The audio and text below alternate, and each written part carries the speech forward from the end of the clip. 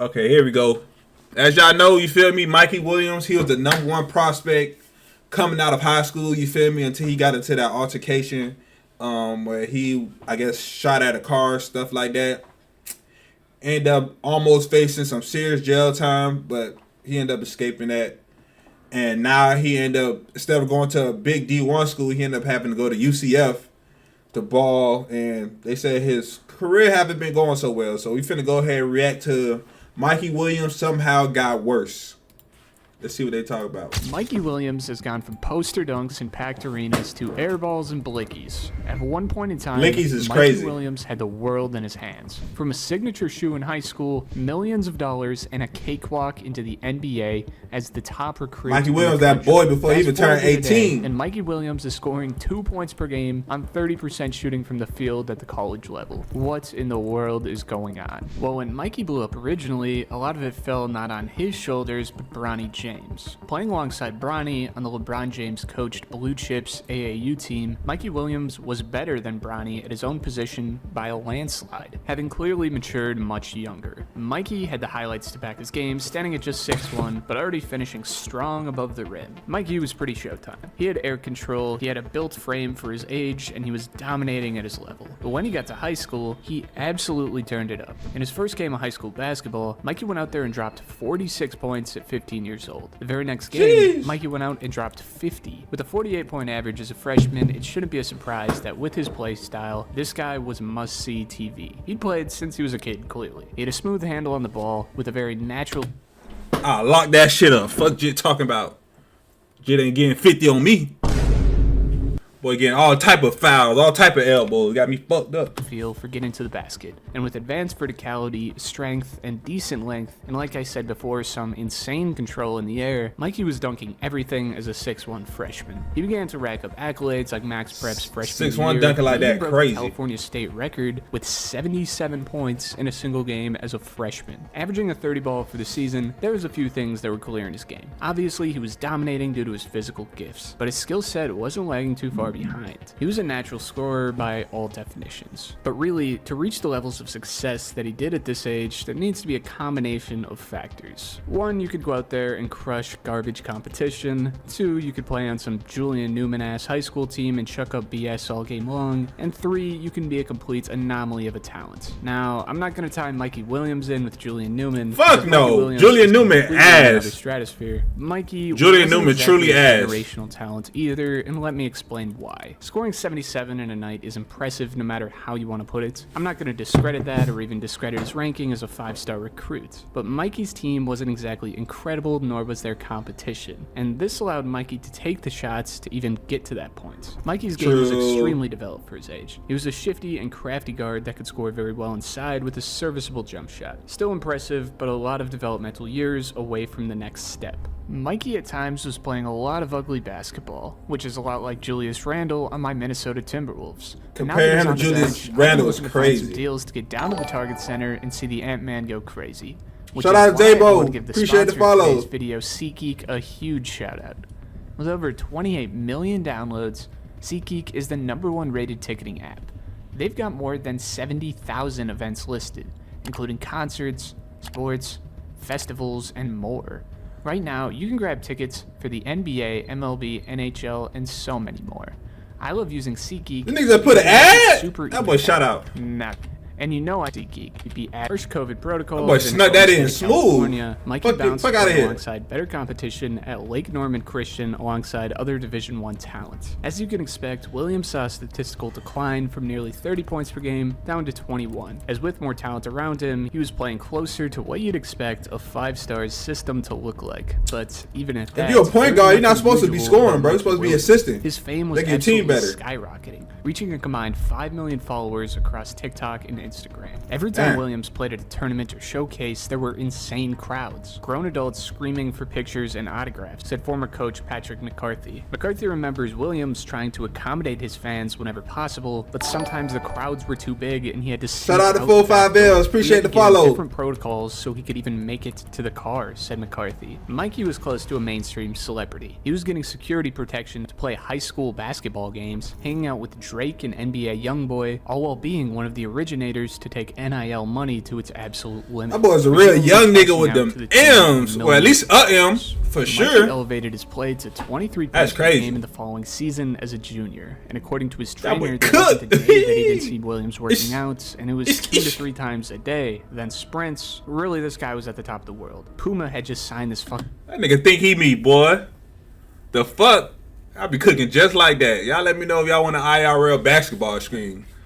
Cooking nigga just like that. Stop playing. High schooler making the first 17 with a Puma deal. Crazy. While he was talking about being worth $1 billion before 25 years old. Everything seemed to be going according to the plan that seemed so simple. Niggas want to listen to NBA Youngboy and fuck up the motion. Was slowly drifting further out of sight. That's Mikey's crazy. ranking in high school had fallen significantly from a 5 to a 4-star recruit, now outside of the top 30. Boy Chevy, appreciate the follow. In a way, these are meaningless numbers. Gang. Speculation on his game had shifted to a completely different tone. After physically maturing young, Mikey really doesn't look too different from his high school freshman days other than a few arm sleeves. And with somewhat of a plateau and some of his pain points, namely his facilitating and jump shot, Mikey wasn't exactly the dominating force that he once appeared to be. To stand out at 6'1", you generally need to have arms down to the floor or a skill set that really blows the competition out of the water. It was clear from the get-go that Mikey's standout skill was going to be his athleticism, but really, it wasn't to the point where he was generating easy buckets at will, nor was he using it to help him as a defender. In fact, Mikey's defensive game was complete dog water. Upon returning to San Diego for his senior season to the same team he started his high school. I ain't gonna lie, I hate players like that, bro. You gotta play both sides of the basketball, bro. You gotta play defense and offense, bro. If you want that real money, like there's only a small few that don't gotta play defense, but you gotta drop 70. You gotta keep dropping 70. If not, you going down to 20, 30, bro. You gotta play some defense, bro.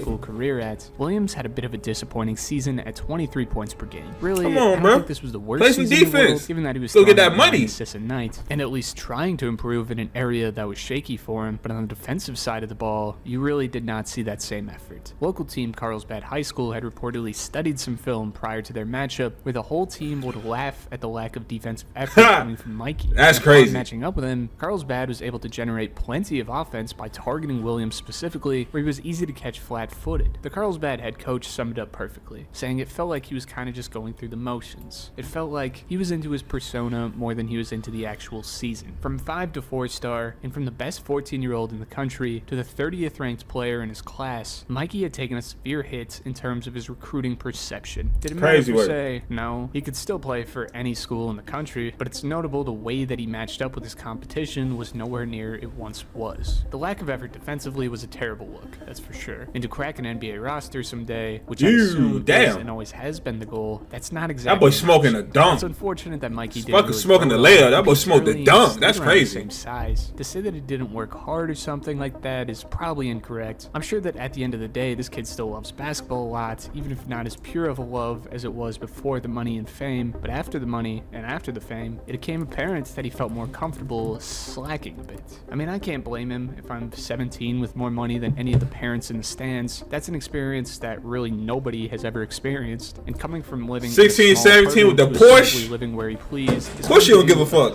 To a kid who didn't have a chance to grow up. Despite the statistical regression, Mikey still had the ball in his court in terms of college selections. He had offers from schools like Arizona, but likely to have a chance to play under coach Penny Hardaway, Mikey took his talents to Memphis. Up to this definitely point, was supposed to really got committed to Memphis. Turn around the trajectory. Damn, Penny Hardaway still coaching at Memphis? But at this point is where Mikey made the decision that buried his future severely. Mikey found himself in serious legal trouble, facing 9 felony gun charges after allegedly firing shots at trespassers on his property. According to the county sheriff's department, the incident unfolded after guests at his house were asked to leave, sparking a heated argument. Enraged by their unexpected presence, Mikey allegedly threatened to shoot them. As they drove away, he reportedly fired a handgun at their vehicle, shattering the rear windshield and damaging the trunk. Though no one was injured, 5 people, 3 of them minors, were inside when the shots rang out. Fried, bro. Why? On April 13th, you got them M's. Why? Guilty to all charges, which carried a potential 30-year prison sentence. While his University of Memphis teammates took the court for their season opener, Mikey remained in California awaiting a jury trial set for mid-December. I mean, this guy's looking at fucking prison time.